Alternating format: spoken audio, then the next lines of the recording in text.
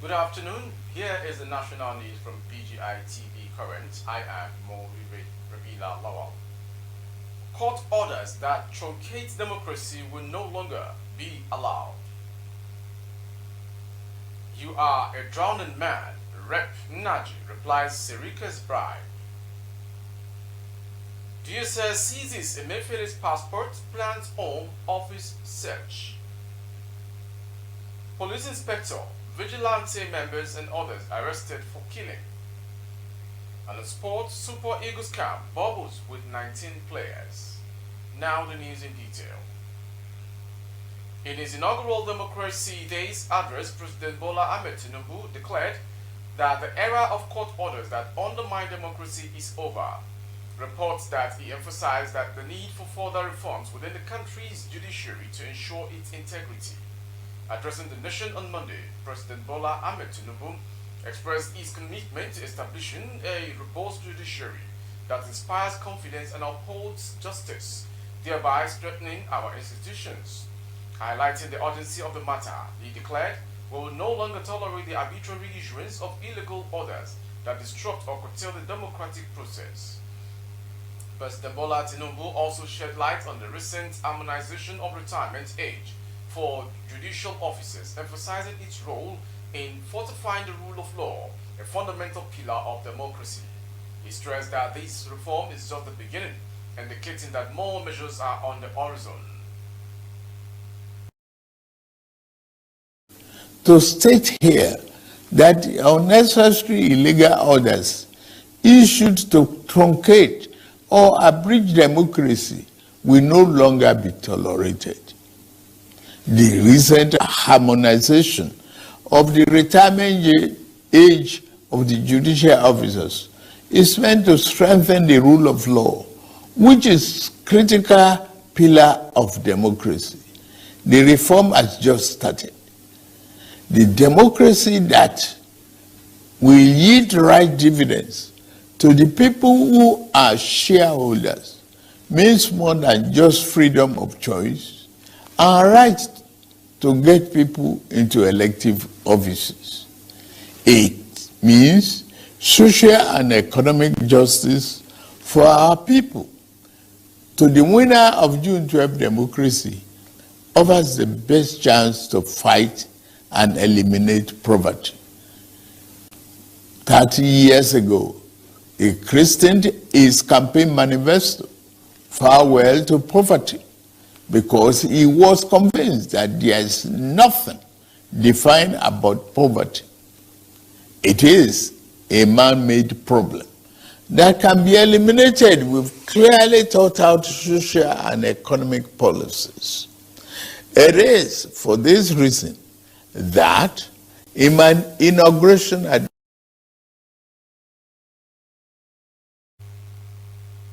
Going on to the next story. A House of Representative member, Honorable Nnaji, has reacted to the allegation by former Aviation Minister Sirika regarding Nigeria Air. At a public hearing, Nnaji described the controversial project as a fraud and condemned the use of an Ethiopian Airlines registered aircraft during the launch in May. On Sunday, Sirika alleged that the former House Committee Chairman on Aviation asked him for 5% equity shares in the national carrier.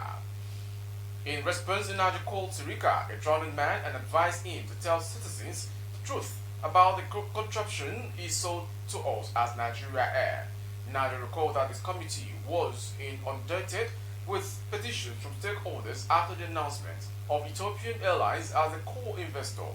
The committee, he noted, requested for the evidence of the bid process and business case prepared by the Nigerian Infrastructure Concession Regulatory Commission. Nnaji said Sirika told them the document was being worked out by the ICRC and would make it available but failed to do so before Airline Operators of Nigeria (AON) sued the ministry and got an order stopping the project. On May 20, 2023, I received a report of threat of mass resignations by key personnel of the Nigeria Civil Aviation Authority, he said. The threat, according to him, followed pressures from the ministry to give waivers to Nigeria Air to enable its Secure Air Operator Certificate (AOC). so that it could take off before President Muhammad Buhari leaves office. Nnaji said he issued a statement warning the former minister against subverting the authority of NCAA because of its severe consequences on the air transport sector. It is also common knowledge that the Nigerian institutional investors he mentioned as participants have all denied him.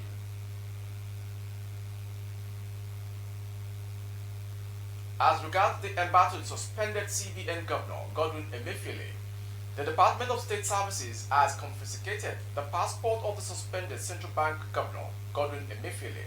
The service, it was also learnt, may search Emefiele's home and office this week, following his suspension on Friday as a result of the ongoing investigation of his office and the planned reforms in the financial sector. The service arrested Emefiele in Lagos and flew him to Abuja in a private jet on Sunday. The spokesperson for the service, Peter Afinaya, in a statement said Emefiele had been taken into custody and was under investigation. However, a source in the DSS on Sunday said it was standard procedure for his travel document to be seized pending the conclusion of the ongoing investigation. The source added that the office and residence of the suspended Apex Bank governor would be searched. Correspondent on ground reported that top directors of the CBN might also be invited or arrested for questioning over their roles in the administration of the Apex Bank. It was learned that the DSS might revisit the criminal charges it earlier filed against Emefiele with orders on terrorism financing and fraud. From Emefiele's story, we'll go to the next story. 14 suspects, including a police inspector and vigilante members in connection with the killing of 2 women who were accused of witchcraft in Roma community in Song local government area of Adamawa State, have been arrested. Spokesperson of the command, SP Suleiman Yahya Unguroje, who disclosed this in a statement on Sunday, June 11, 2023, said the women were stripped naked and beaten mercilessly by a mob. According to the PPRO, the suspects were arrested for a video of a mob action went viral on social media. The women were stripped naked and beaten mercilessly by the mob over the allegation of witchcraft, as a result of which 2 of them were brutally murdered.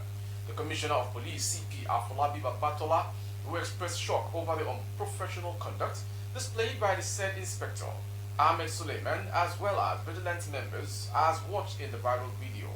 Hyped by the unfortunate incident, the Commissioner of Police immediately deployed the Deputy Commissioner of Police, who arrested those seen maltreating and assaulting the women. From that story, we go to sports story. The Super Eagles camp came alive on Sunday night with the arrival of more players ahead of the 2023 Cup of African Nations qualifier against the Sierra Leone Stars. 19 players arrived at the team's Echo and Hotel Suite camp on the 4th day. The remaining 4 players are expected to join their colleagues in camp on Monday today. Vice Captain William Trus Ekong, Ademola Lukman, Alex Iwobi, Joe Aribo, Kevin Apoguma, Wilfred Indidi, and Kelechi Iheanacho were among the early arrivals in camp.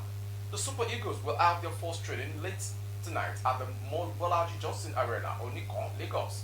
Sunday's encounter is built for the Samuel Kenyo Dove Stadium, Monrovia, Liberia. Ekong, Lukman Aribo, Iwobi, Basi Ajayi Apoguma, Omeruo Indidi, Iheanacho, Awoniyi, Simon Adeleye, Sochima Ojo Duru, Samuel, Divine Onyeka. With the names of the Super Eagles players in camp, we end the national news for this hour. Before we go, some major headlines. Court orders that truncate democracy will no longer be allowed. Tinubu. According to the controversy surrounding Nigeria Air, you are a drowning man. Rep Nnaji replies Sirika's bribes allegation. DSS seizes Emefiele's passports, plans home office search this week. Police inspector, vigilante members and others arrested for killing 2. And in sports, Super Eagles camp bubbles with 19 players. For more updates of our broadcast on YouTube, our handle is BGI TV Current. Kindly subscribe and click on the notification bell. Select option all to access our broadcast.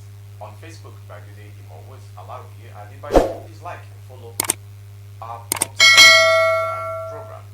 For advertisement into goods and services, coverage of events and functions, please dial the phone number streaming on the screen. Thank you for watching. Happy Democracy Day. I am Mo Replie's Lawal.